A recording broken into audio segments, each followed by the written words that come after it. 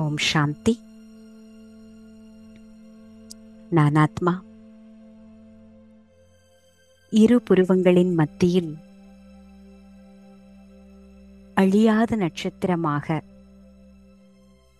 சதா பிரகாசமாக மின்னிக் கொண்டிருக்கின்றேன். நான் ஆத்மா பரமாத்மாவிடமிருந்து ஞானத்தின் மூன்றாவது கண்ணை பெற்றிருக்கின்றேன். இந்த மூன்றாவது கண் மூலமாக பரமாத்மாவை முழுமையாக அறிந்திருக்கின்றேன். பரமாத்மா வந்திருப்பதே சத்யுகத்தை ஸ்தாபனை செய்வதற்காக. பரமாத்மா வந்திருப்பதே நம்மை தேவதைகளாக உருவாக்குவதற்காக என்ற ஞானமானது இப்பொழுது கிடைத்திருக்கின்றது. இந்த ஞானத்தின் கண்கொண்டு இறைவனின் நினைவின் மூலமாக எனக்குள்ளே அஷ்ட சக்திகளை நிரப்பிக் கொண்டிருக்கின்றேன். துவாபர யுகத்திலிருந்து என்னுடைய ஜட சித்திரங்கள்தான் கோயில்களில் நிறுவப்பட்டிருக்கிறது என்பதை புரிந்து கொள்ள முடிகிறது. நான் ஆத்மா பூஜைக்குரிய ஆத்மாவாக போன கல்பத்தில் ஆகியிருந்தேன். மீண்டும் பரமாத்மாவின் ஞானத்தின் மூலமாக எனக்குள்ளே தெய்வீக குணங்களை வளர்த்து கொண்டு அஷ்டசக்திகளை தாரணை செய்து மீண்டும் பூஜிக்கத்தக்க ஆத்மாவாக ஆகிக் கொண்டிருக்கின்றேன். நான் முழு கல்பத்திலும் என்னென்ன நிலைகளை கடந்து வந்திருக்கின்றேன் என்பதை என்னால் இப்பொழுது தெளிவாக பார்க்க முடிகிறது.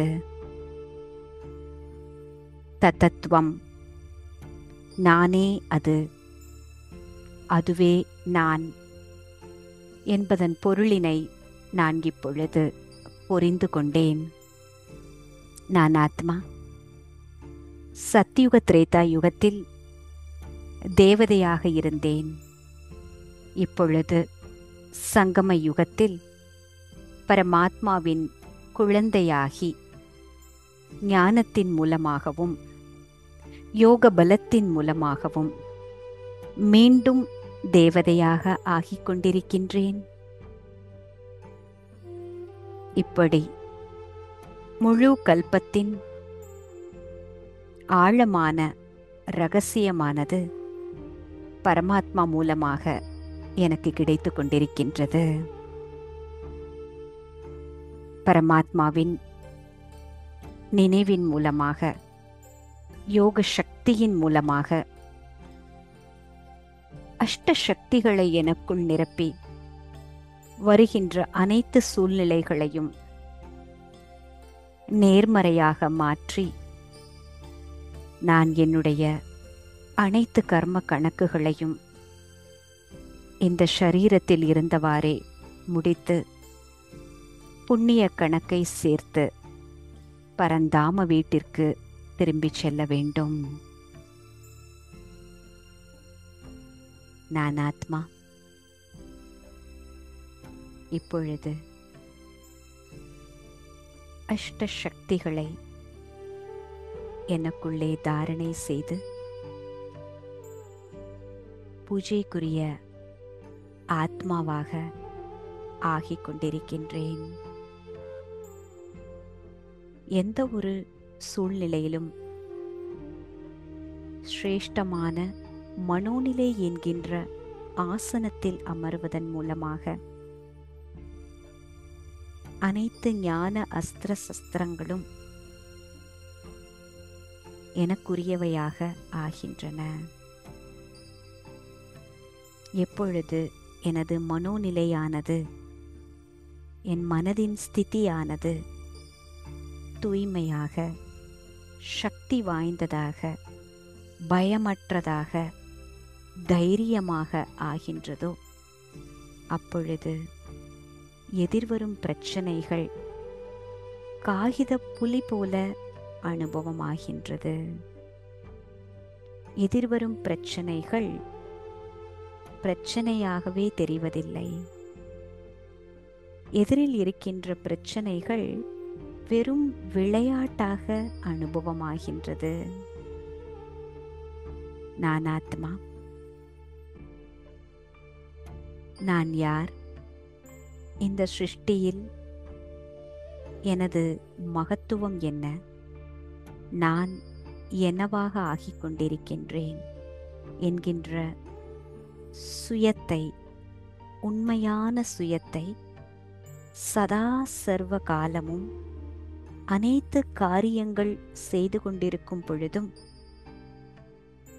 ஸ்வமான் என்கின்ற மனோநிலையை உருவாக்கி காரியங்களில் வர வேண்டும்.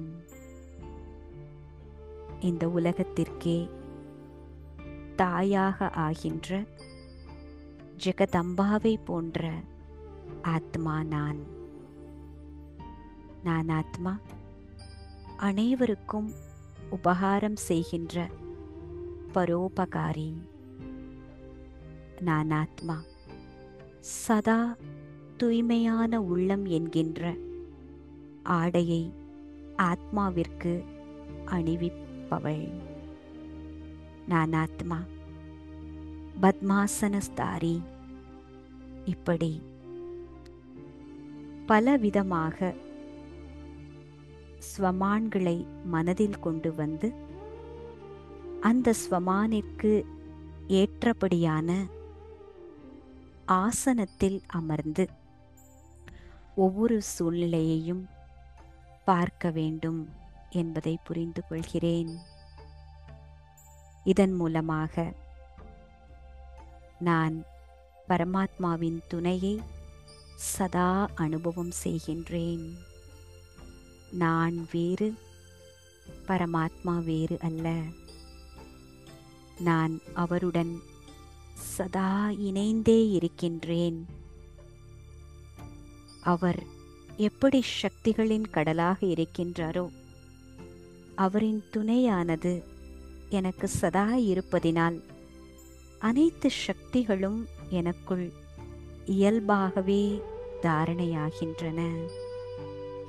இது எனக்குள் மிகுந்த ஆனந்தத்தை தருகின்றது.